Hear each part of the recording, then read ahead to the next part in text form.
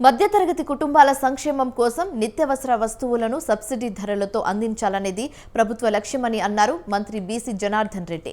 కర్నూలు జిల్లా జనగానపల్లిలో బియ్యం, కందిపప్పు కేంద్రాన్ని ప్రారంభించిన ఆయన కూటమి సర్కార్ ఎన్నిక సమయంలో ఇచ్చిన ఒక్కొక్క హామీని నెరవేరుస్తూ అభివృద్ధి, సంక్షేమం దిశగా ముందుకు సాగుతుందని అన్నారు.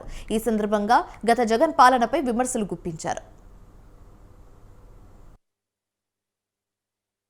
మధ్యతరగతి కుటుంబాలు కావచ్చు, పేద ప్రజలకు గారికి వారికి కూడా నాణ్యమైనటువంటి సరుకులు సరఫరా చేయాలి. 181 రూపాయలు ఉండేటువంటి కందిపప్పును 160 రూపాయలకు, 56 రూపాయలు ఉండేటువంటి బియ్యాన్ని 49 రూపాయలకు, అదేవిధంగా బియ్యం పచ్చి బీసీడి సోనా మసూరి 52 రూపాయల నుంచి 45 రూపాయలకు.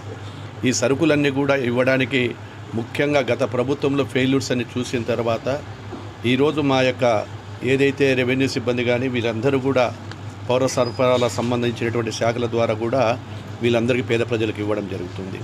జిల్లాలోనే 9 నియోజకవర్గాలలో ఈ బనగానపల్లిలో కూడా మొట్టమొదటి దుకాణం ఇక్కడ ఏర్పాటు చేయడం జరిగింది. త్వరలోనే ప్రతి మండలానికి కూడా ఈ సరఫరాలను కూడా సరసమైన ధరలో నాణ్యమైన సరుకులను సరఫరా ఇవ్వడానికి ప్రతి జిల్లాకు కూడా ప్రతి మండలానికి కూడా హెడ్ క్వార్టర్లలో ఓపెన్ చేస్తాము.